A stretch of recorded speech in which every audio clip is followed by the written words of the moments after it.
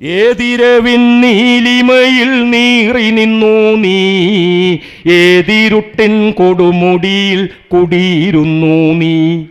വംശീയതയുടെയോ മറ്റേതെങ്കിലും പ്രശ്നങ്ങളുടെ പേരിൽ ആയുധമെടുക്കാനും കൊല്ലാനും കൊല്ലപ്പെടാനും ഇടയാക്കരുത്. അതാണ് കേരളം ഇന്ത്യക്ക് ഇന്ന് പഠിപ്പിച്ചു കൊടുക്കുന്ന പാഠം. ഇന്നെൻ്റെ മക്കൾ കേരളത്തിൽ ജനിച്ച് ജീവിക്കുന്നത് കൊണ്ട് ഭാഗ്യമുള്ള കുട്ടികളാണ്. നല്ല മക്കൾ എങ്ങുമെങ്ങും നല്ല മക്കൾ മാത്രം, നല്ലതു ചെയ്തുല്ലസിക്കും നല്ല മക്കൾ മാത്രം.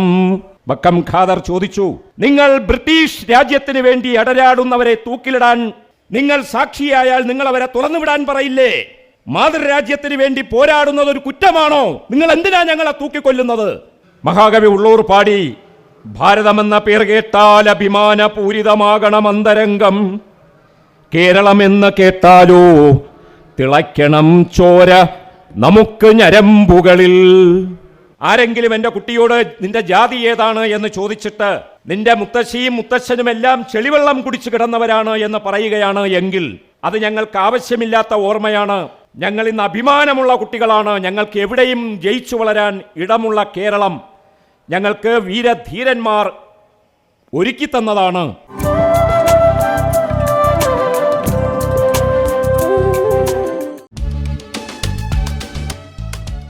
എൻ്റെ മക്കളെ, രക്തത്തിനും രക്തமான മക്കളെ, ചോരയ്ക്കും ചോരയായ മക്കളെ, നല്ല മക്കൾ, എങ്ങുമെങ്ങും നല്ല മക്കൾ മാത്രം, നല്ലതു ചെയ്തുല്ലസിക്കും നല്ല മക്കൾ മാത്രം. നല്ല മക്കളോട് ഞാൻ ഒരു കാര്യം പറഞ്ഞുകൊള്ളട്ടെ. എന്നെക്കൊണ്ട് പറ്റുന്ന രീതിയിൽ എൻ്റെ ശരീരത്തിൽ ഇത്രയും അലങ്കാരങ്ങളൊക്കെ അണിഞ്ഞിവിടെ വരാൻ കാരണം എന്തെന്നറിയൂ? ഞാനൊരു കർഷകൻ്റെ മകനാണ്.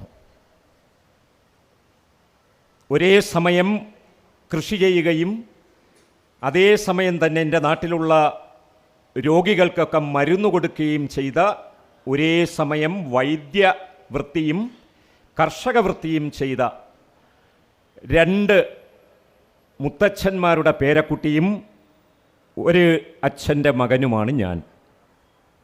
അതുകൊണ്ടാണ് ഞാൻ വില കൂടിയ കൂളിംഗ് ഗ്ലാസ്, ഈ തിളക്കമുള്ള ഷോൾ, വിലയേറിയ ഈ ഷൂ, ഇതെല്ലാം അണിഞ്ഞുകൊണ്ട് എൻ്റെ മക്കളെ കാണാൻ വന്നത്. എന്താ അതിൻ്റെ രഹസ്യം? അപ്പോൾ ഞാൻ പറയുന്ന കാര്യത്തിൻ്റെ പൊരുളെന്താ? എൻ്റെ കുട്ടികൾ ചോദിച്ചേക്കാം, എൻ്റെ അച്ഛൻ്റെ കയ്യിൽ ഒരുപാട് കാശില്ലെങ്കിൽ ഞാൻ എങ്ങനെ വലിയ ആളാവും? വേറൊരാൾ എണീറ്റ് ചോദിക്കും, സാർ, എൻ്റെ വാപ്പച്ചിയുടെ കയ്യിൽ കാശില്ല, ഞാൻ എങ്ങനെ വലിയ ആളാവും? വേറൊരാൾ വീണ്ടും എണീക്കും, എൻ്റെ പപ്പ രാവിലെ തൂമ്പയും എടുത്ത് പണിക്ക് പോകുന്നവനാണ്, പണമില്ലാത്തവൻ, ഞാൻ എങ്ങനെ വലിയവനാവും? മക്കളെ, ഏറ്റവും വലിയൊരു അബദ്ധമാണത്. ഇന്നെൻ്റെ മക്കൾ കേരളത്തിൽ ജനിച്ച് ജീവിക്കുന്നത് കൊണ്ട് ഭാഗ്യമുള്ള കുട്ടികളാണ്. നല്ല മക്കൾ, നല്ല മക്കൾ, എങ്ങുമെങ്ങും നല്ല മക്കൾ മാത്രം, നല്ലതു ചെയ്തുല്ലസിക്കും നല്ല മക്കൾ മാത്രം. അതിന് സംശയം വേണ്ട. ഞാൻ അരമണിക്കൂറായി ഇവിടെ ഇരുന്ന് മിടുക്കരായിട്ടുള്ള എൻ്റെ മക്കളുടെ പെർഫോമൻസ് കാണുകയായിരുന്നു. അവർ പ്രസംഗിക്കുന്നു, മോണോ ആക്ട് അവതരിപ്പിക്കുന്നു, കഥാപ്രസംഗം അവതരിപ്പിക്കുന്നു. ഞാനിരുന്ന് ആലോചിച്ചു, എൻ്റെ കുട്ടികൾക്ക് എന്താ ഒരു കുറവ്? ഒരു കുറവുമില്ല. സ്വാഭാവികമായിട്ടും കഥകളൊക്കെ പറയുന്നവർ ഞാനൊരു കുട്ടിയായിരുന്നപ്പോൾ പറയുന്നത് ഒരു 4-5 നൂറ്റാണ്ട് മുമ്പുള്ള ഏതെങ്കിലും കാട്ടിൽ ഒരു തൊഴിലാളി ഇങ്ങനെ കോടാലി കൊണ്ട് വെട്ടിയപ്പോൾ ആ കല്ലിൽ ചോര വന്നതും അത് പിന്നെ ഒരു ദൈവത്തിൻ്റെ അവതാരമായി മാറിയതും ഒക്കെ ആയിട്ടുള്ള കഥകളാണ്. അങ്ങനെ കുട്ടികളായ ഞങ്ങളെയെല്ലാം അന്ധവിശ്വാസങ്ങളിലേക്ക് കൊണ്ടുപോകുന്ന ഒരു പ്രവണത അന്നുണ്ടായിരുന്നു. ഇന്നെൻ്റെ മക്കൾ പറഞ്ഞത് ഗാസയെക്കുറിച്ചാണ്, പ്ലാസ്റ്റിക് മാലിന്യത്തെക്കുറിച്ചാണ്, കുട്ടികൾ നിർവഹിക്കേണ്ടുന്ന ഉത്തരവാദിത്വത്തെക്കുറിച്ചാണ്, സമൂഹത്തിന് ഉപദേശം നൽകുന്ന ആ ബാല്യകാലത്തെ എൻ്റെ മക്കൾ, അത്രത്തോളം അഭിമാനമുള്ള എൻ്റെ കുട്ടികൾ ഒരു കാലത്തും രാമഭഗവാന്റെ പേരിൽ, അള്ളാഹുവിൻ്റെ പേരിൽ, കൃഷ്ണൻ്റെ പേരിൽ, ക്രിസ്തുവിൻ്റെ പേരിൽ, ദേശീയ ദുരഭിമാനത്തിൻ്റെ പേരിൽ, ഭാഷാഭ്രാന്തിൻ്റെ പേരിൽ എന്നല്ല, വംശീയതയുടെയോ മറ്റേതെങ്കിലും പ്രശ്നങ്ങളുടെ പേരിൽ ആയുധമെടുക്കാനും കൊല്ലാനും കൊല്ലപ്പെടാനും ഇടയാക്കരുത്. അതാണ് കേരളം ഇന്ത്യക്ക് ഇന്ന് പഠിപ്പിച്ചു കൊടുക്കുന്ന പാഠം. എൻ്റെ മക്കൾക്കറിയാം, പതിറ്റാണ്ടുകൾക്ക് മുമ്പ് വരെ ഭാരതക്ഷമേ നിന്റെ പെൺമക്കൾ അടുക്കളക്കാരികൾ, വീടാം കൂട്ടിൽ കുടുങ്ങും തത്തമ്മകൾ, നരന്ന ഗർഭാധാന പാത്രങ്ങൾ, ആജന്മാന്തം പരതന്ത്രകൾ, പശുപ്രായകൾ, അബലകൾ. 17ാമത്തെ വയസ്സിന് മുമ്പ് എനിക്ക് പഠിക്കാനുണ്ടായിരുന്ന ഒരു പാഠ്യഭാഗമാണിത്. നിങ്ങൾ പബ്ലിക് ലൈബ്രറിയുടെ മുന്നിൽ പോയി നിന്നാൽ മഹാകവി ഉള്ളൂർ ഇത്തിരി ഒന്ന് ഷോൾഡർ കുനിഞ്ഞ്, അത് അദ്ദേഹത്തിൻ്റെ പാണ്ഡിത്യത്തിൻ്റെ ഭാരം കൊണ്ടാണ്, അദ്ദേഹത്തിൻ്റെ കവിത്വത്തിൻ്റെ ഭാരം കൊണ്ടാണ്, ഒന്ന് തോള് ചരിഞ്ഞ് ഇത്തിരി ഒന്ന് നിലത്തേക്ക് നോക്കി നിൽക്കുന്നത് കാണാം മഹാകവി ഉള്ളൂർ. എൻ്റെ മക്കൾക്കറിയാം, കേരളത്തെ കേരളമാക്കാൻ പ്രയത്നിച്ച 3 മഹാകവികളിൽ ഒരാൾ. അദ്ദേഹം പതിറ്റാണ്ടുകൾക്ക് മുമ്പ് പാടി, ഒരൊറ്റ മതമുണ്ടുലകിന്നുയിരാം പ്രേമം. പ്രേമമെന്ന് പറഞ്ഞാൽ ചരാചര സ്നേഹം. അത് കാമുകനും കാമുകിയും ഭാര്യയും ഭർത്താവും തമ്മിലുള്ളതല്ല, അത് സ്നേഹമാണ് പ്രേമമെന്ന് പറഞ്ഞാൽ. അതാണ് ആ മഹാകവി ഉദ്ദേശിക്കുന്നത്. അമ്മയ്ക്ക് മകനോടുള്ളത്, അച്ഛന് മകളോടുള്ളത്, സഹോദരന് സഹോദരിയോടുള്ളത്, എനിക്ക് ഈ മരങ്ങളോടും ഈ ചെടികളോടും എല്ലാം ഉള്ളത്, എൻ്റെ മക്കൾക്ക് ഈ രാജ്യത്തോടുള്ളത്, ഈ ലോകത്തോടുള്ളത്, അതാണ് ഒരൊറ്റ മതമുണ്ടുലകിന്നുയിരാം പ്രേമം അതൊന്നല്ലോ, പരക്കെ നമ്മെ പാലമൃതൂട്ടും പാർവണ ശശിബിംബം. കേരളത്തെ ഉണർത്തിയ വരികൾ എഴുതി. ഞാൻ എന്തിനാ ഉള്ളൂരിൻ്റെ പേര് പറഞ്ഞതെന്നറിയോ? ഇവിടെ എൻ്റെ മക്കൾ ചോദിച്ചു, പിതാവിൻ്റെ കയ്യിൽ, വാപ്പയുടെ കയ്യിൽ, പപ്പയുടെ കയ്യിൽ കാശില്ലെങ്കിൽ എങ്ങനെ വളരും ഈ ഉള്ളൂർ അനുഭവിച്ച ദാരിദ്ര്യം? അദ്ദേഹത്തിൻ്റെ ജീവചരിത്രം എടുത്ത് വായിച്ചു നോക്കുക. പരമേശ്വര അയ്യർ എന്നാണ് പേരിലുള്ളത് എങ്കിലും കഴിക്കാനും കുടിക്കാനും ഉടുക്കാനും പഠിക്കാനുമില്ലാതെ, നേരെ കിടന്നുറങ്ങാൻ നല്ലൊരു വീടില്ലാതെ ചങ്ങനാശ്ശേരിയിൽ ജനിച്ച് സഞ്ചരിച്ച് നമ്മുടെ ഈ തിരുവനന്തപുരം നഗരത്തിലുള്ള ഉള്ളൂർ വന്ന് സ്ഥിരതാമസമാക്കുകയും പിന്നീട് അദ്ദേഹം ജഗതിയിൽ വന്ന് ജീവിതം തുടരുകയും ചെയ്തു. കഠിനാധ്വാനം കൊണ്ടും കവിത്വം കൊണ്ടും അപാരമായ പാണ്ഡിത്യം കൊണ്ടും നിരന്തരമായ ഉത്കർഷേച്ഛ കൊണ്ടും അദ്ദേഹം ഉയർന്ന് ഇന്ന് നമ്മളെ അഭിമാനഭരിതമാക്കുന്ന ഒരുപാട് ഓർമ്മകൾ നൽകി അവിടെ വിരാജിക്കുകയാണ്. അടുത്തൊരാളുണ്ട്, നേരത്തെ ഇവിടെ രവീന്ദ്രൻ മാഷ് പറഞ്ഞു, മഹാകവി വള്ളത്തോൾ. വള്ളത്തോളും വലിയ ധനികനായിരുന്നില്ല. ഇവരെല്ലാം സമ്പത്തിലുപരി അവരുടെ ഉദ്ദേശ ലക്ഷ്യങ്ങൾ കൊണ്ടും അവരുടെ കർത്തവ്യ ഭാരം നിറവേറ്റുന്നതിലും അത്യുഗ്രമായ പ്രവർത്തനങ്ങൾ നടത്തിയത് കൊണ്ടാണ് മക്കളെ വളർന്നു വലുതായത്. മഹാകവി ഉള്ളൂർ പാടി, ഭാരതമെന്ന പേർ കേട്ടാൽ അഭിമാനപൂരിതമാകണം അന്തരംഗം, കേരളമെന്ന് കേട്ടാലോ തിളയ്ക്കണം ചോര നമുക്ക് ഞരമ്പുകളിൽ. എത്ര പതിറ്റാണ്ടുകൾക്ക് മുമ്പ് പാടി? എൻ്റെ മക്കളെ കണ്ടുകൊണ്ടാണ് അന്നേ പാടിയത്. കവി ക്രാന്തദർശിയാണ്. ഇന്നെൻ്റെ മക്കളെ കണ്ടപ്പോൾ, ഒരുപാട് നാളുകളായി വിദ്യാലയങ്ങളിൽ പോകുന്ന ഞാൻ, എൻ്റെ ഹൃദയത്തിൽ ഇരമ്പുന്നത് വാത്സല്യത്തിൻ്റെയും പ്രതീക്ഷയുടെയും അറബിക്കടലാണ്. ഒരു പിതാവായിരിക്കുന്നതിൽ, ഒരു കലാപ്രവർത്തകനായിരിക്കുന്നതിൽ, അധ്യാപകനായിരിക്കുന്നതിൽ എല്ലാം എനിക്ക് അങ്ങേയറ്റം ആനന്ദം അനുഭവിക്കാൻ സാധിക്കുന്നത് എൻ്റെ ഇളം തലമുറയുടെ പുത്രന്മാരും പുത്രിമാരും എത്ര മിടുക്കുള്ള മക്കളാണ് എന്ന വാസ്തവം കൊണ്ടാണ്. ഇനി ഞാൻ മറ്റൊരാളെക്കുറിച്ച് പറയാം, ഒരു മഹാകവിയെക്കുറിച്ച്, മഹാകവി കുമാരനാശാൻ. ആ കുമാരനാശാന്റെ ബാല്യകാലവും അങ്ങേയറ്റം സമ്പന്നമായിരുന്നില്ല. തട്ടിയും മുട്ടിയും കഴിഞ്ഞിരുന്ന ഒരു കാലമായിരുന്നു. ഇന്നെൻ്റെ മക്കൾ അങ്ങനെയല്ലല്ലോ. മിക്കവാറും നിങ്ങളുടെ അച്ഛനും അമ്മയ്ക്കുമെല്ലാം നല്ല സ്ഥിര വരുമാനമുള്ള ജോലിയുള്ളതുകൊണ്ട് അല്ലലെന്തെന്നറിയാതെ വളർത്താനുള്ള ഭാഗ്യം എൻ്റെ സഹോദരി സഹോദരന്മാർക്ക് ഒരു 70% എൻ്റെ സഹോദരങ്ങൾക്ക് ഇന്നും സാധ്യമാണ്. എന്നും രാവിലെ ഇറങ്ങിപ്പോയി അധ്വാനിച്ച് മടങ്ങി വരുന്നവരും മുന്തിയ ശമ്പളം പറ്റുന്ന തൊഴിലാളികളായി കേരളത്തിൽ ഉള്ളതുകൊണ്ട് മക്കൾക്ക് നല്ല വസ്ത്രം വാങ്ങിക്കൊടുക്കുക, നല്ല വിദ്യാഭ്യാസം ചെയ്യിക്കുക, നല്ല രീതിയിലുള്ള ആഹാരം കൊടുക്കുക, എല്ലാവരെ പോലും അഭിമാനത്തോടു കൂടി ജീവിക്കുവാൻ അവരെ അനുവദിക്കുക, അവർക്ക് നല്ല ജീവിതം അനുഭവിക്കാൻ ഇടയാക്കുക എന്ന് പറഞ്ഞുകൊണ്ട് ഏത് തൊഴിൽ ചെയ്യുന്ന എൻ്റെ സുഹൃത്തുക്കളും കുട്ടികൾക്ക് വേണ്ടി കഠിനാധ്വാനം ചെയ്ത് അധ്വാനിച്ച് അവരുടെ ഭാവി ഭാസുരമാക്കുന്നത് കണ്ട് ആനന്ദ നിർവൃതി അടങ്ങിയുന്ന ഒരു സുഹൃത്താണ് ഞാൻ. നമ്മൾ ഇവിടെ സമ്മേളിച്ചിരിക്കുന്നത് നമുക്കറിയാം, ഏറ്റവും ഉജ്ജ്വലമായ ഓർമ്മകൾ ഇരമ്പുന്ന ഒരിടത്താണ്.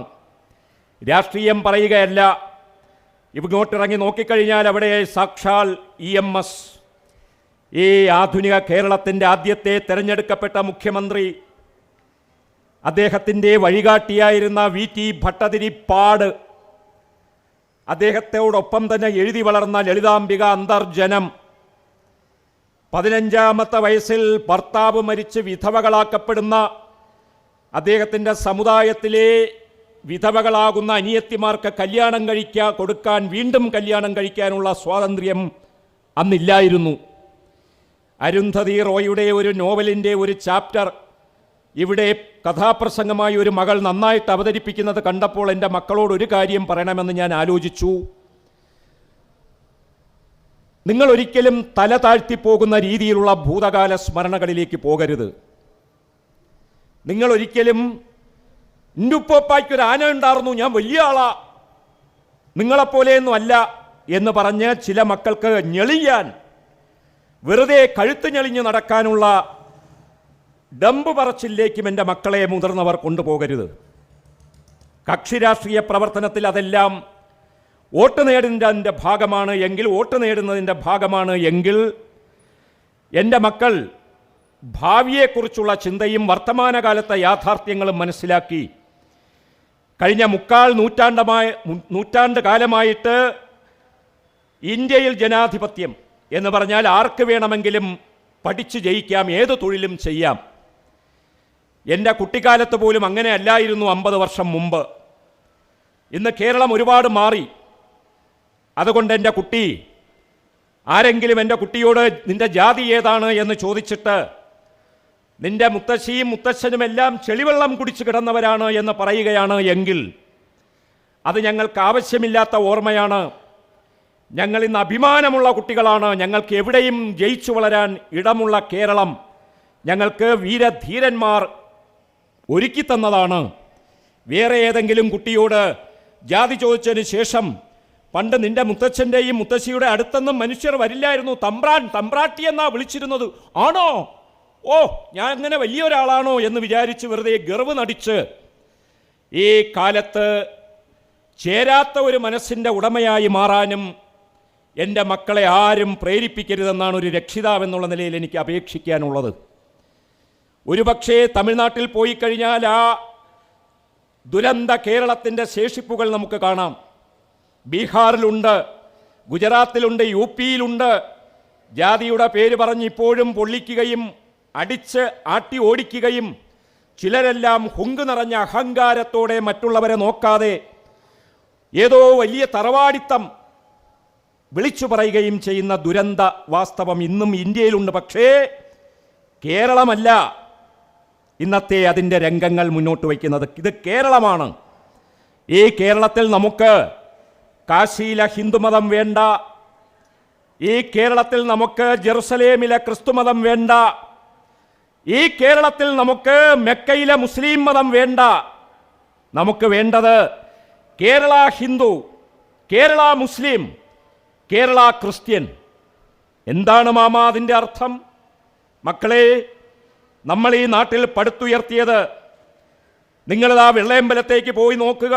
അവിടെ രാജകൊട്ടാരത്തിലേക്ക് തലനിവർത്തി ഇങ്ങനെ നോക്കി നിന്നുകൊണ്ട് പാടത്തിൻ്റെ കരയിൽ ചെളിവെള്ളം കുടിച്ചു വളർന്ന ഒരു അമ്മയുടെ മകൻ ഒരു സിംഹരാജനായിട്ട് അവിടെ നിൽപ്പുണ്ട്. അയ്യൻ കാളി, അമരൻ കാളി, വിളഭൂമികളുടെ അധികാരി, ദുർനിയമങ്ങൾക്കെതിരാളി, ജനസ്വാതന്ത്ര്യത്തിൻ പോരാളി, അജയ്യൻ കാളി, അധിപൻ കാളി, വില്ലുവണ്ടിയിലെഴുന്നള്ളി, പത്തലൊടിച്ചവനടരാടി, ദുഷ്പത്തി തകർത്ത് തിമിർത്താടി, ഉണരും കാളി, ഉയരും കാളി, ഉലകിലെ ഉശിരൻ തൊഴിലാളി, പഞ്ചമിമാരുടെ പള്ളിക്കൂടം വീണ്ടെടുക്കുവാൻ വിളയാടി, അയ്യൻ കാളി, അഭയൻ കാളി, അപാരൻ കാളി, അജയ്യൻ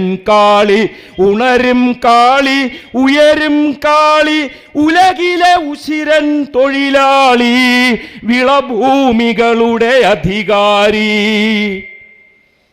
കേരള ജനത ആരാണ് എന്ന് ചോദിച്ചാൽ പല വിഡ്ഢികളും വിളിച്ചു പറയുന്നത് പോലെ ഭാരതീയ ജനത.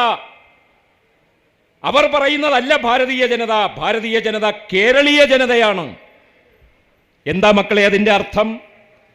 ഞാൻ വർത്തമാനം പറയുന്നത് എൻ്റെ കൊച്ചുകുട്ടികളോടും അവരെ കണ്ണിലെ കൃഷ്ണമണി പോലെ പരിപാലിക്കുന്ന എൻ്റെ അനുജത്തിമാരോടും അനുജന്മാരോടും ഗുരുജനങ്ങളോടുമാണ്. ഞാൻ ഇവിടെ നിന്ന് പറയുന്ന എല്ലാ കാര്യങ്ങളും ഞാനൊരു ബാലനായിരുന്നപ്പോൾ, ഒരു കുമാരനായിരുന്നപ്പോൾ എൻ്റെ നല്ലവരായ അധ്യാപികമാർ എന്നെ പഠിപ്പിച്ച വാസ്തവങ്ങൾ മാത്രമാണ്. ഇനിയും എൻ്റെ മക്കളിതാ ഇങ്ങോട്ട് പോയി നോക്കുക. ആ PMG ജംഗ്ഷനിൽ പോയാൽ വളരെ ശരീര ശക്തിയോടുകൂടി ഒരാൾ നിശ്ചയദാർഢ്യത്തോടുകൂടി പടിഞ്ഞാറോട്ട് നോക്കി നിൽക്കുന്നത് കാണാം. ആരാ മക്കളെ അത്? ദില്ലി ചലോ, give me your blood, I will give you freedom. നിങ്ങളുടെ ചോര എനിക്കിതാ, ഞാൻ നിങ്ങൾക്ക് സ്വാതന്ത്ര്യം തരാം എന്ന് പറഞ്ഞ നേതാജി സുഭാഷ് ചന്ദ്രബോസ്. അപ്പോൾ ആരാ കേരളം? കേരളം ഇന്ത്യയിലുള്ള എല്ലാ നന്മകളെയും നല്ലവരെയും സ്വീകരിക്കുന്നവരാണ്. അതിൽ ജാതിമത ഭേദങ്ങളില്ല, പ്രാദേശിക ഭേദങ്ങളില്ല. ആരാ EMS? EMS എന്ന് പറയുന്നത് ഈ നാടിൻ്റെ മോചനത്തിന് വേണ്ടിയും നന്മയ്ക്ക് വേണ്ടിയും സ്വന്തം ഗുണങ്ങളെയും സ്വന്തം തറവാടിത്തത്തെയുമെല്ലാം പുല്ലിവില കൽപ്പിച്ച് ദൂരേക്ക് ഇറങ്ങി വന്ന് ഇവിടെയുള്ള ഏറ്റവും വലിയ വിപ്ലവ പ്രവർത്തനം നടത്തിയ മഹാനുഭാവനാണ്. അല്ലാതെ അതൊരു കക്ഷി രാഷ്ട്രീയത്തിൻ്റെ നേതാവല്ല. ആരാണ് മഹാത്മാ അയ്യൻകാളി? അയ്യൻകാളി തൊഴിലെടുക്കുന്ന പാവങ്ങളും പണിയെടുക്കുന്ന ദരിദ്രരുമായിട്ടുള്ള ആളുകൾക്ക് വിദ്യാഭ്യാസം ചെയ്യാനുള്ള സ്വാതന്ത്ര്യം തരുന്നില്ല എങ്കിൽ, നമ്മളോടല്ല പറഞ്ഞത്, പതിറ്റാണ്ടുകൾക്ക് മുമ്പ് ഈ നാട് ഭരിച്ചിരുന്ന മഹാരാജാവിനോടാണ് പറഞ്ഞത്. ഈ പാടത്തൊരൊറ്റ മനുഷ്യൻ തൊഴിലെടുക്കാൻ ഇറങ്ങുകയില്ല, അവിടെ മുട്ടിപ്പുല്ല് കുരുക്കും, നിങ്ങൾ പട്ടിണി കിടന്ന് മരിക്കും. എന്തൊരു ധൈര്യമായിരുന്നു! ചരിത്രം പരിശോധിച്ചാൽ എൻ്റെ മക്കളെ, ഇവർക്കെല്ലാം പിന്തുണ നൽകിയവർ എല്ലാ മതത്തിലും ജാതിയിലുമുള്ള നല്ല മനുഷ്യരായിരുന്നു എന്ന വാസ്തവം ഇപ്പോഴുള്ള തലമുറയിൽ നിന്ന് ആരെങ്കിലും മറച്ചു പിടിക്കാൻ ശ്രമിച്ചാൽ അവർക്ക് ചരിത്രം മാപ്പ് നൽകുകയില്ല. കേരളം വീണ്ടും ബീഹാറായി കാണാൻ, ഗുജറാത്തായി കാണാൻ, UP ആയി കാണാൻ, എന്തിന് തമിഴ്നാട് പോലുമായി കാണാൻ ആഗ്രഹിക്കുന്ന ആ കുൽസിത ശക്തികൾക്ക് ഒരിക്കലും ഇടം കിട്ടാത്ത ഒരു നാടാണ് എന്ന് പ്രഖ്യാപനം ചെയ്യുകയാണ് എൻ്റെ പിഞ്ചുമക്കളുടെ പ്രാഗൽഭ്യം. അത് പഠനത്തിൽ മാത്രമല്ല, അവരുടെ വാക്കിൽ, അവരുടെ നോക്കിൽ, അവരുടെ കായിക മത്സര ത്വരയിലെല്ലാം കേരളം ഏറ്റവും മുൻപന്തിയിലുള്ള ഒരു നാടായി, മലയാളി സമുദായമായി നിലനിൽക്കുന്നു. അതാണ് മക്കളെ നമ്മുടെ സമുദായം. അത് മാത്രമാണ് നമ്മുടെ സമുദായം, മലയാളി സമുദായം. എന്തുകൊണ്ടാണെങ്കിൽ മലയാളി സമുദായം എന്ന് മാത്രം പറയുന്നത്? എന്തുകൊണ്ടാണ് ലോക സമുദായം എന്ന് പറയാത്തത്? ഞാൻ മലയാളി സമുദായം എന്ന് പറയുമ്പോൾ അതിൻ്റെ അർത്ഥം ലോക സമുദായം എന്നാണ്. എങ്കിലും എനിക്ക് തെലുങ്കൻ എന്തെങ്കിലും പറഞ്ഞാൽ മനസ്സിലാവില്ല, എനിക്ക് ഹിന്ദിക്കാരൻ വർത്തമാനം പോലും പറഞ്ഞാൽ മനസ്സിലാവില്ല, എനിക്കൊരു തമിഴൻ വന്ന് പറഞ്ഞാൽ പോലും, തമിഴൻ എന്ന് പറയുന്ന ബഹുമാനത്തിലാണ്, തമിഴ് സഹോദരൻ പറഞ്ഞാൽ പോലും കടവുളൈ, കൊളന്തൈ ഇങ്ങനെയുള്ള കുറേ വാക്കല്ലാതെ എനിക്കൊന്നും പിടികിട്ടില്ല. എനിക്കൊരു ബ്രിട്ടീഷുകാരൻ വന്ന് ഇംഗ്ലീഷ് പറഞ്ഞാൽ ഒരു 80% മനസ്സിലാകും. പതിയെ എഴുതി തരികയാണെങ്കിൽ എനിക്കെല്ലാം മനസ്സിലാവും. അമേരിക്കയിലുള്ള ഇന്നത്തെ പ്രസിഡന്റ് വന്ന് പ്രസംഗിച്ചാൽ എനിക്കൊരു 40% മനസ്സിലാകൂ. അത്രയ്ക്ക് ഉച്ചാരണ വ്യത്യാസത്തോടു കൂടിയാണ് ലോകത്തിലെ ഭാഷകളെല്ലാം ഇന്ന് നിറഞ്ഞു നിൽക്കുന്നത്. അതുകൊണ്ട് മലയാളി സമുദായം എന്ന് പറഞ്ഞാൽ മലയാള ഭാഷ ഉപയോഗിച്ച് വളരാൻ നമ്മൾ സമരം ചെയ്തവരാണ്. ഉജ്ജ്വലമായ സമരം കണ്ട നാടാണ് നമ്മുടേത്. ഞാൻ കവിത ചൊല്ലുന്നതിന് വേണ്ടി മാത്രം വന്ന ഒരു വ്യക്തിയാണ്. പക്ഷേ അരമണിക്കൂറിലേറെ സമയം അവിടെ ഇരുന്ന് എൻ്റെ പിഞ്ചുമക്കളുടെ പെർഫോമൻസ് കണ്ടപ്പോൾ ഇത്രയും കാര്യങ്ങളെങ്കിലും എൻ്റെ കുട്ടികളോട് പറഞ്ഞു കൊടുക്കണമെന്നും രക്ഷിതാക്കൾ അത് കേട്ട് മനഃപ്പാടമാക്കണമെന്നും എനിക്ക് ഒരാഗ്രഹം തോന്നി. കാരണം അത് എന്നെ പഠിപ്പിച്ചതാണ്. വേറൊരു കാര്യം കൂടി പറഞ്ഞുകൊള്ളട്ടെ മക്കളെ. നിങ്ങൾ വക്കം ഖാദർ എന്നൊരു സ്വാതന്ത്ര്യ സമര സേനാനിയെക്കുറിച്ച് കേട്ടിരിക്കും. 26-ാമത്തെ വയസ്സിൽ 1943 ഇന്നത്തെ ചെന്നൈയിൽ, അന്നത്തെ മദ്രാസ്, അവിടെയുള്ള സെൻട്രൽ ജയിലിൽ ഇരട്ട തൂക്കുമരത്തിൽ ഒരു അറ്റത്ത് തൂങ്ങിക്കിടന്ന് പിടഞ്ഞ് ഇന്ത്യയുടെ സ്വാതന്ത്ര്യത്തിന് വേണ്ടി മരണം വരിച്ച ധീരനായ രക്തസാക്ഷിയാണ് വക്കം ഖാദർ. ആ വക്കം ഖാദറോട് തൂക്കിക്കൊല്ലാൻ വേണ്ടി നിൽക്കുന്നവരും അന്നത്തെ ബ്രിട്ടീഷുകാരുടെ പട്ടാളക്കാരും ചോദിച്ചു, ഖാദർ, എന്താണ് നിന്റെ അവസാനത്തെ ആഗ്രഹം? എന്താണ്? മക്കളെ, ഈ നേതാജി സുഭാഷ് ചന്ദ്രബോസിന്റെ INA, ഇന്ത്യൻ നാഷണൽ ആർമി എന്ന പട, ആ പടയിലെ അംഗങ്ങളായിരുന്നു വക്കം ഖാദർ ഉൾപ്പെടെ 6-7 പേർ. അവരെ 1942 കോഴിക്കോട് കടപ്പുറത്ത് വെച്ച് അവർ അന്തർവാഹിനിയിൽ വന്ന കരയിലേക്ക് കയറിയപ്പോൾ അവിടെ ഉണ്ടായിരുന്ന ബ്രിട്ടീഷ് കിങ്കരന്മാരായ പട്ടാളക്കാർ പിടികൂടി. 1 വർഷം കൊണ്ട് പെട്ടെന്ന് വിചാരണ ചെയ്ത് എല്ലാവരെയും തൂക്കിക്കൊല്ലാൻ വിധിച്ചു. എൻ്റെ മക്കൾക്കറിയാമോ, ഇന്ന് ഒരു കുട്ടി വാപ്പച്ചിയോട് ചോദിക്കും, വാപ്പച്ചി, ഇന്ത്യ ആരുടേത്? എൻ്റെ ഒരു മകൾ ചോദിക്കും, അച്ഛാ, ഇന്ത്യ ആരുടേത്? ഒരു മോൻ വീണ്ടും ചോദിക്കും, പപ്പ, ഇന്ത്യ ആരുടേത്? ക്ലാസ്സിൽ പലരും പറയുന്നത് കേട്ടു, ഇന്ത്യ ഹിന്ദുക്കളുടേത്, ഇന്ത്യ ക്രിസ്ത്യാനികളുടേത്. ചിലർ പറയുന്നത് കേട്ടു, ഇന്ത്യ ഇസ്ലാമിൻ്റേത് മാത്രം. ആരുടേതച്ഛാ ഇന്ത്യ? ആരുടെ പപ്പ ഇന്ത്യ? പാപ്പച്ചി, ആരുടേതാ ഇന്ത്യ? എൻ്റെ മക്കൾ കഥാപ്രസംഗം നടത്തുമ്പോൾ ഈ വിഷയം കൂടി തിരഞ്ഞെടുക്കണം. ആരാ വക്കം ഖാദർ? വക്കം മൗലവിയല്ല, വക്കം ഖാദർ ചരിത്രത്തിലുണ്ടത് 1943 സെപ്റ്റംബർ 10 വരെ മാത്രം ജീവിച്ചു. 26-ാമത്തെ വയസ്സിൽ തൂക്കിലിട്ട് കൊന്നു. ക്രൂരന്മാരായ ബ്രിട്ടീഷുകാർ ചോദിച്ചു, നിന്റെ അവസാനത്തെ ആഗ്രഹം എന്താണോ? കൊല്ലാൻ പോകുന്നവരോട് അങ്ങനെ കണക്കെടുക്കുന്നുണ്ട്. അവരുടെ വെയിറ്റ് എത്രയാണ്, അവരുടെ പൊക്കം എത്രയാണ്, തലേ ദിവസം അവർ എന്ത് കഴിച്ചു, ഇന്ന് രാവിലെ എന്ത് കഴിച്ചു, ഇതെല്ലാം റെക്കോർഡ് വേണം. ഒരാളെ വെറുതെ കൊല്ലാൻ പറ്റില്ല, അത് നിയമമാണ്. വക്കം ഖാദർ പറഞ്ഞു, എൻ്റെ ആഗ്രഹം പറഞ്ഞാൽ നിങ്ങളത് ചെയ്ത് തരുമോ? ധിക്കാരി, ഒരാഴ്ചയായിട്ട് ഞങ്ങൾ ചോദിക്കുകയാണ്, നീ പറയുന്നില്ല, നിന്നെ കൊല്ലാൻ കൊണ്ട് നിർത്തിയേക്കാണ് കേട്ടോ. എന്താ നിന്റെ അവസാനത്തെ ആഗ്രഹം? വക്കം ഖാദർ ചോദിച്ചു, നിങ്ങൾ ബ്രിട്ടീഷ് രാജ്യത്തിന് വേണ്ടി അടരാടുന്നവരെ തൂക്കിലിടാൻ നിങ്ങൾ സാക്ഷിയായാൽ നിങ്ങൾ അവരെ തുറന്നുവിടാൻ പറയില്ലേ? മാതൃരാജ്യത്തിന് വേണ്ടി പോരാടുന്നത് ഒരു കുറ്റമാണോ? നിങ്ങൾ എന്തിനാ ഞങ്ങളെ തൂക്കിക്കൊല്ലുന്നത്? ധിക്കാരി, തോക്കിന്റെ പാത്തി കൊണ്ട് ഒറ്റ അടി തന്നാലുണ്ടല്ലോ, നിനക്ക് ആ കൊലമരത്തിൽ കയറേണ്ടി വരില്ല. പറയടാ, നിന്റെ അവസാനത്തെ ആഗ്രഹം എന്താണ്? വക്കം ഖാദർ ഇങ്ങനെ നോക്കി. അവരുടെ കൂടെ, ഖാദറിന്റെ കൂടെ അറസ്റ്റ് ചെയ്യപ്പെട്ട രാമൻ അതാ നിൽക്കുന്നു, ഹിന്ദു. ഇങ്ങോട്ട് നോക്കി, ഇതാ നിൽക്കുന്നു ഒരു സിഖുകാരൻ, ഇതാ നിൽക്കുന്നു ഒരു ക്രിസ്ത്യാനി, ഇതാ നിൽക്കുന്നു ഒരു മുസ്ലിം, ഇതാ നിൽക്കുന്നു പാഴ്സി, ഇതാ നിൽക്കുന്നു ബൗദ്ധൻ. അവസാനത്തെ ആഗ്രഹം പറ. സൂര്യോദയത്തിന് 10 മിനിറ്റ് മുമ്പേ തൂക്കിക്കൊല്ലണം പറയാൻ. മക്കളെ, രോമാഞ്ചജനകമായി ഈ കഥ നിങ്ങൾ കഥാപ്രസംഗത്തിലൂടെയും മോണോ ആക്ടിലൂടെയും എല്ലാം അവതരിപ്പിച്ച് ഇന്ത്യ ആരുടേതാണ് എന്ന് നിങ്ങളുടെ കൂട്ടുകാർക്കും ഈ 142 കോടി ആളുകൾക്കും പ്രചരിപ്പിച്ചു കൊടുക്കണം. ഞാൻ എൻ്റെ അവസാനത്തെ ആഗ്രഹം പറയാം. ഞാൻ അള്ളാഹുവിൻ്റെ അരുളപ്പാടുകൾ കേട്ട് ജീവിക്കുന്ന ഒരു നല്ല മുസ്ലിമാണ്. 2 പേരെ ഒരേ സമയം തൂക്കിക്കൊല്ലാനുള്ള ഇരട്ട കൊലമരമാണല്ലോ ഇത്. പ്രസംഗിക്കാതെ കാര്യം പറയടോ. ഞാനെന്ന മുസ്ലിമിനെ അപ്പുറത്തിടുമ്പോൾ ഇതാ ഈ രാമൻ എന്ന ഹിന്ദുവിനെ ഇപ്പുറത്തിടണം. ഞങ്ങൾ ചവിട്ടി നിൽക്കുന്ന ഈ തട്ട് വലിച്ച് ഞങ്ങൾ കയറിൽ പിടയുമ്പോൾ ഞങ്ങൾ രണ്ടുപേരും ഇന്ത്യയുടെ സ്വാതന്ത്ര്യത്തിന് വേണ്ടി മുദ്രാവാക്യം മുഴക്കി ജീവൻ അറ്റ ശവങ്ങളായി മാറുമ്പോൾ ഞങ്ങളെ ഇറക്കിക്കിടത്തിയിട്ട് ഇതാ നിൽക്കുന്ന ഒരു ക്രിസ്ത്യാനി, അവനോടൊപ്പം അതാ നിൽക്കുന്ന ഒരു ബുദ്ധൻ, ഒരു ബൗദ്ധൻ, അത് കഴിഞ്ഞ് ഇതാ നിൽക്കുന്ന ഒരു പാഴ്സി, ഇതാ നിൽക്കുന്നു വേറൊരു മതക്കാരൻ. ഓരോ മതത്തിലുള്ളവരെയും ഓരോരുത്തരെ ഈ തൂക്കിലിടണം. അതാണ് എൻ്റെ അവസാനത്തെ ആഗ്രഹം. എൻ്റെ അനിയത്തിമാരെ, ഞാൻ പടച്ചുണ്ടാക്കുന്ന ഒരു കഥയല്ല ഇത്. ഇത് ഇന്ത്യയുടെ ചോര തിളയ്ക്കുന്ന ചരിത്ര വാസ്തവമാണ്. ഇത് കേട്ടിട്ട് വക്കം ഖാദർ പറഞ്ഞതുപോലെ, വക്കം ഖാദറിനെ തൂക്കിലിട്ടപ്പോൾ രാമൻ എന്ന പേരുള്ള ഒരു ഹിന്ദുവിനെ കൂടി തൂക്കിലിട്ടു. നിമിഷങ്ങൾക്കുള്ളിൽ അവർ പിടഞ്ഞു മരിച്ചു.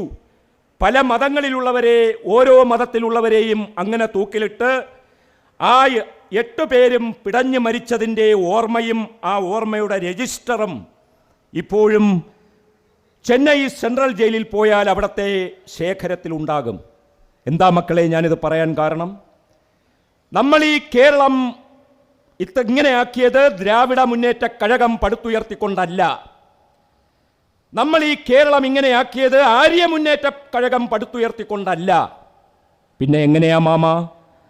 നമ്മൾ ഈ കേരളത്തെ ഇങ്ങനെയാക്കിയത് മാനവ മുന്നേറ്റ കഴകം പടുത്തുയർത്തിയത് കൊണ്ടാണ്.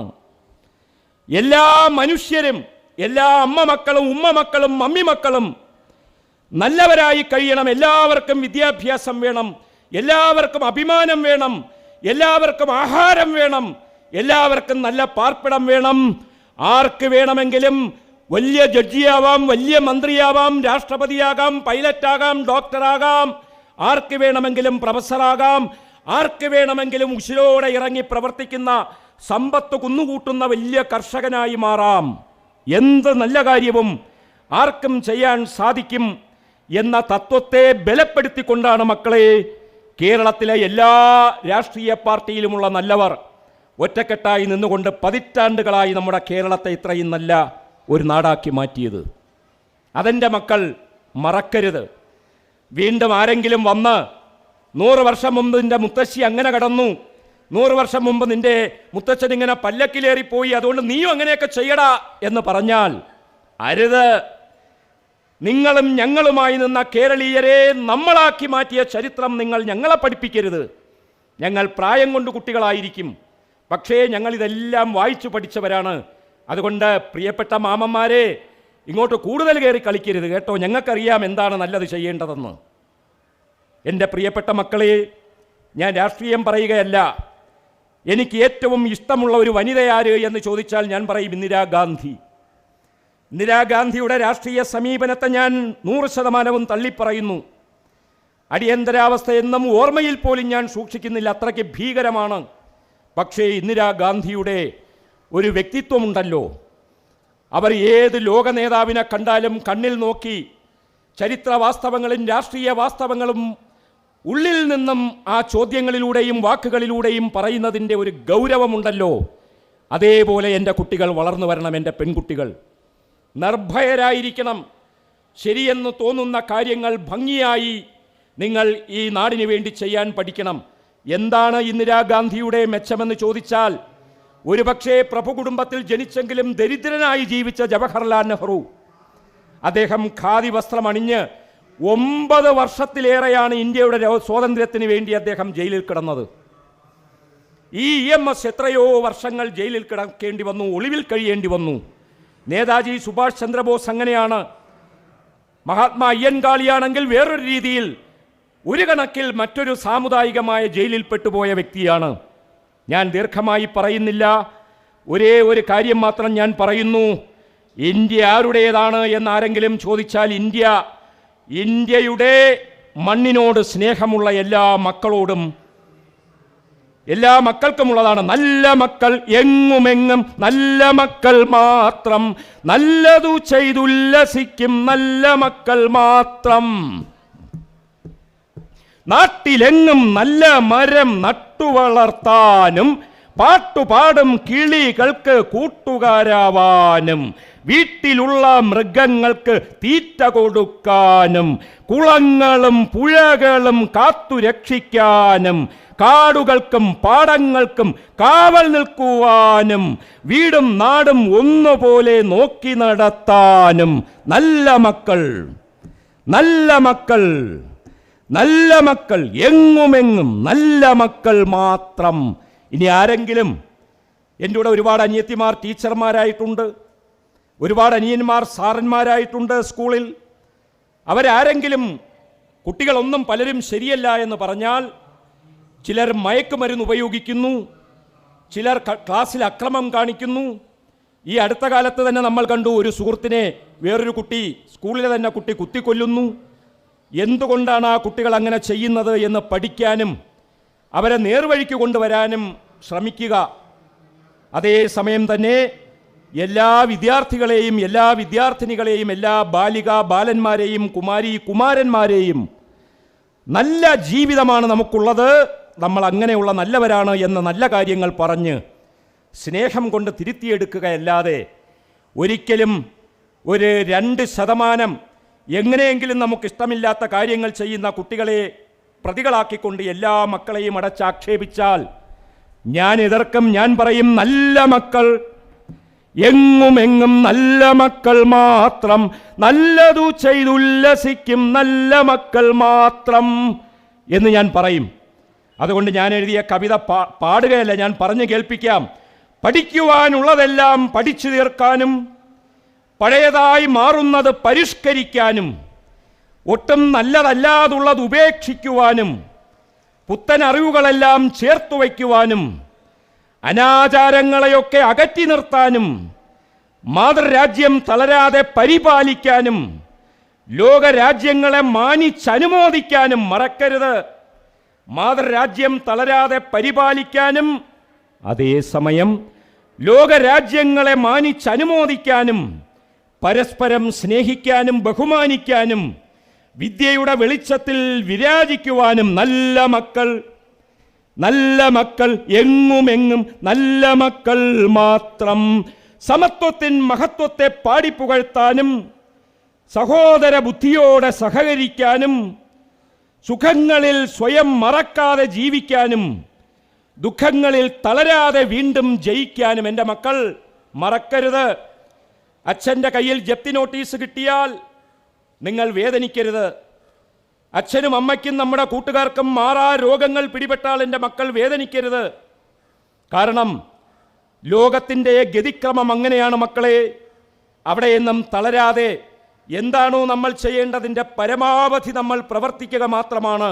ബാക്കിയെല്ലാം ആ രോഗം എങ്ങനെയാണോ അങ്ങനെ വന്ന് ഭവിക്കും. നമ്മൾ ചെയ്യാനുള്ള നല്ല ഡ്യൂട്ടികളെല്ലാം ചെയ്യുക. പിന്നെയോ നല്ല വാക്ക് പറയാനും നല്ല നോട്ടം നോക്കുവാനും. ഒരു നോട്ടം കൊണ്ട് ഒരാളെ നമുക്ക് ആക്ഷേപിക്കാൻ സാധിക്കും, ഒരു വാക്ക് കൊണ്ട് ഒരാളെ നമുക്ക് നശിപ്പിക്കാൻ സാധിക്കും. അത് പറയേണ്ട നേരത്ത് പറയേണ്ട ആള് അത് ചെയ്താലോ പറഞ്ഞാലോ അത് അനുഭവിക്കുന്നവർ പാടെ തകർന്നു പോകും. അത് ഏറ്റവും വലിയ കുറ്റമാണ്.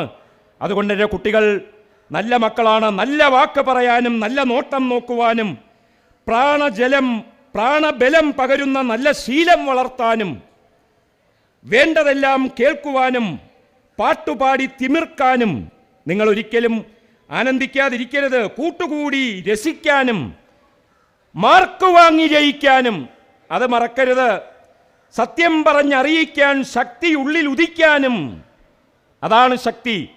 ശരിയെന്ന് തോന്നുന്നത് ഉച്ചത്തിൽ വിളിച്ചു പറയാനുള്ള ധൈര്യം എൻ്റെ മക്കൾക്ക് വേണം. ആ ധൈര്യമുള്ളവരുടെ പ്രതിമയാണ് ഇവിടെ എല്ലാം കാണുന്നത്.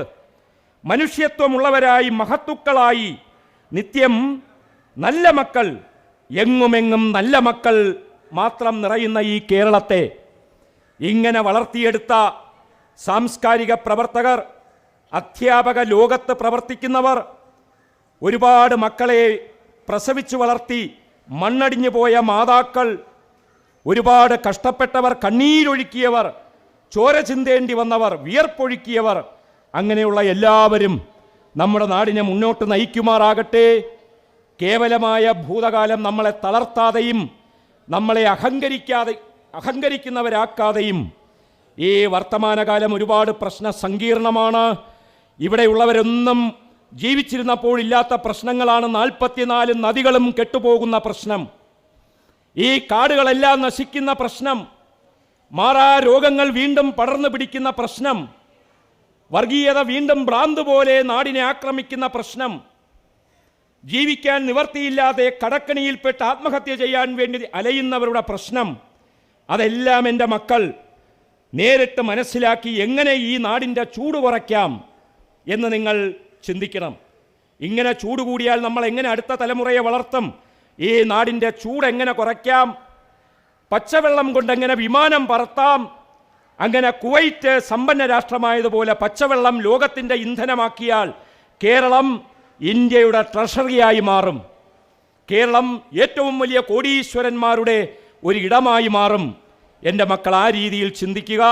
നിങ്ങൾക്ക് ഏറ്റവും നല്ല ഒരു ജീവിതം ആശംസിച്ചുകൊണ്ട്, ഏതിരവിൻ നീലിമയിൽ നീറി നിന്നു നീ, ഏതിരുട്ടിൻ കൊടുമുടിയിൽ കുടിയിരുന്നു നീ, വെങ്കുഴലിൽ പാട്ടെരിഞ്ഞ പാതിരാവത്ത് ഒറ്റമുകിൽ പോലെ നിന്നതേത് കിനാവോ, ഓ എന്നെ മാത്രം തേടി വന്നതേത് നിലാവോ, ഏതിരവിൻ നീലിമയിൽ നീറി നിന്നു നീ, ഏതിരുട്ടിൻ കൊടുമുറിയിൽ കുടിയിരുന്നു നീ, ഏങ്ങലടിച്ചലറിയ പൂങ്കാവുകളും പറവകളും എലേലം പാടിയ നീരരുവികളുടെ നാവുകളും ഉച്ചവെയിൽ തീയുരുകിയ പച്ച നെല്ലിൻ പാട്ടുകളും കണ്ണു നട്ടു കാത്തു നിന്നതാരുടെ വരവോ, വിണ്ണോളം പൂത്തുലഞ്ഞതാരുടെ നിറവോ, ഏതിരവിൻ നീലിമയിൽ നീറി നിന്നു നീ, ഏതിരുട്ടിൻ കൊടുമുടിയിൽ കുടിയിരുന്നു നീ, നീലമുളങ്കാടുലഞ്ഞേ നീ നിറന്നല്ലോ, കൈതോല കൈകുടഞ്ഞേ നീ ചിരിച്ചല്ലോ, കരിനാഗ കണ്ണെറിഞ്ഞേ നീ വിളിച്ചല്ലോ, കുളക്കോഴി കുരവ കേട്ട് നീ രമിച്ചല്ലോ, ഓർമ്മകളിൽ നീറി നിൽപ്പതാരുടെ മണമോ, നെഞ്ചെരിയും തീ കെടുത്താനേതു കണ്ണീരോ, ഏതിരവിൻ നീലിമയിൽ നീറി നിന്നു നീ, ഏതിരുട്ടിൻ കൊടുമുടിയിൽ കുടിയിരുന്നു നീ, തേക്കുപാട്ടിൻ തേരുരുണ്ട ഞാറ്റടിക്കരയിൽ കാറ്റു വന്നു കൂട്ടുകൂടാൻ കറുത്ത കണ്ണാളെ, ഒറ്റ തിരിഞ്ഞേതു കോണിൽ നീ മറഞ്ഞേ പോയി, മടവവക്കിൽ കൊറ്റി പോലെ കാത്തിരിപ്പൂ ഞാൻ, കരിക്കലപ്പ കഴുത്തിനുള്ളിൽ കൊരുത്തു കൗമാരം, കറുത്ത മണ്ണിൻ കരുത്തുകൊണ്ടേ പുതച്ചു പുന്നാരം, വിളവെടുക്കാൻ നീ വരില്ലേ വിത്തെറിഞ്ഞോളേ, വിളവെടുക്കാൻ നീ വരില്ലേ വിത്തെറിഞ്ഞോളേ, നിറപ്പറകൾ പൊലി പൊലിഞ്ഞേ പുലരണം നമ്മൾ, നിറപ്പറകൾ പൊലി പൊലിഞ്ഞേ പുലരണം നമ്മൾ, ഏതിരവിൻ നീലിമയിൽ നീറി നിന്നു നീ, ഏതിരുട്ടിൻ കൊടുമുടിയിൽ കുടിയിരുന്നു നീ, വേങ്കുഴലിൽ പാട്ടെരിഞ്ഞ പാതിരാവത്ത് ഒറ്റമുകിൽ പോലെ നിന്നതേത് കിനാവോ, എന്നെ മാത്രം തേടി വന്നതേത് നിലാവോ, ഈ എന്നെ മാത്രം തേടി വന്നതേതു നിലാവോ, അതേതു നിലാവോ, അതേതു നിലാവോ. ഒന്ന് കൈയടിച്ചേ. എന്നെ പഠിപ്പിക്കാത്ത ഒരു കാര്യം കൂടി പറഞ്ഞ് നിർത്തിയേക്ക്. 2 മിനിറ്റ് കൂടുകയില്ല. മക്കൾ പണം സമ്പാദിക്കണം. ഞാനൊരു കുട്ടിയായിരുന്നപ്പോൾ അധ്യാപകരൊക്കെ പറഞ്ഞു, പണം എന്തിനാടാ, സ്നേഹമാണ് വലുത്. അന്നത്തെ വാസ്തവം അതായിരുന്നു. ഇന്ന് ഈ 21-ാം നൂറ്റാണ്ട് കാൽ ഭാഗം കഴിയാൻ പോകുന്ന ഘട്ടത്തിൽ എൻ്റെ കുട്ടികൾ ഏറ്റവും വലിയ ധനസമ്പാദനത്തിന് മാന്യമായ മാർഗങ്ങൾ ഉപയോഗിക്കണം. അങ്ങനെ നിങ്ങൾ വലിയ കമ്പനികൾ തുടങ്ങണം. ഇന്ന് ഞാൻ റിച്ച് ഡാഡ് പുവർ ഡാഡ് എന്ന് പറയുന്ന ഒരു പഴയ പുസ്തകമാണെങ്കിലും ഞാൻ വായിച്ചിട്ടാണ് ഇങ്ങോട്ട് വരുന്നത്. പണത്തെ ഒരിക്കലും അവഗണിക്കരുത്. പണമെന്ന് പറയുന്നത് ഏറ്റവും ആവശ്യമുള്ള കാര്യമാണ്. ഒരുപാട് പഠിക്കുന്നവരും പലപ്പോഴും പണത്തിൻ്റെ മുന്നിൽ ഒന്നും ചെയ്യാൻ പറ്റാതെ നിൽക്കുന്നുണ്ട്. നല്ല മാർഗങ്ങളിലൂടെ എൻ്റെ കുട്ടികൾ സംരംഭകരാകണം. നിങ്ങൾ സ്വയം ഒരുപാട് പേർക്ക് പ്രയോജനമുള്ള തൊഴിലുകൾ ചെയ്ത് ശ്രീനാരായണ ഗുരുദേവൻ മുഖ്യമായിട്ടും മറ്റെല്ലാവരും പ്രാധാന്യത്തോടെയും പറഞ്ഞതുപോലെ വിദ്യ ചെയ്യുക, വ്യവസായം ചെയ്യുക. അങ്ങനെ വലിയ കമ്പനികൾ നിങ്ങൾ വിജയ കിരീടത്തിലേക്ക് എത്തിക്കുക. ആ CSR ഫണ്ട് കൊണ്ട് കാലൊടിഞ്ഞു പോയവർക്ക്, കൈതളർന്നു പോയവർക്ക്, പട്ടിണി കിടക്കുന്നവർക്കെല്ലാം നിങ്ങൾക്ക് വാരിക്കോരി നല്ല കാര്യങ്ങൾ ചെയ്യാൻ സാധിക്കും. അങ്ങനെ എൻ്റെ മക്കൾ ഈ ലോകത്തിന് ചേരുന്ന നല്ല മക്കളായി വളർന്നു വരട്ടെ. നിങ്ങൾ ഒരേ സമയം നല്ലവരായിരിക്കുക. ഇതാ ഒരു കർഷകൻ്റെ മകനായതുകൊണ്ട് ഞാൻ വീണ്ടും എൻ്റെ കണ്ണിലേക്ക് ഈ കൂളിംഗ് ഗ്ലാസ് വയ്ക്കുന്നു. ഈ പൊന്ന് ഷോൾ എടുത്ത് ഞാൻ ഇങ്ങനെ വീശുന്നു. ഞാൻ സ്കൂളിൽ പഠിച്ച ഒരു മുദ്രാവാക്യം, ജയ് ജവാൻ ജയ് കിസാൻ, ജയ് ജവാൻ ജയ് കിസാൻ. ജവാന്മാരിപ്പോഴും ധനികരാണ്, സുരക്ഷിതരാണ്. എൻ്റെ കിസാന്മാരെവിടെ പോയി? വിത്ത് വിതയ്ക്കുന്നവരെല്ലാം ആത്മഹത്യ ചെയ്യാൻ നടക്കുകയാണ്. നമുക്ക് അന്നം തരുന്നവരെല്ലാം ജീവൻ നശിപ്പിക്കാൻ വേണ്ടി പാത്തും പതുങ്ങിയും നടക്കുന്നു. കടക്കണിയിലാണവർ. അവരെ രക്ഷിക്കാത്ത ഒരു നാടും നല്ല നാടെന്ന് ഞാൻ പറയില്ല. ജയ് കിസാൻ.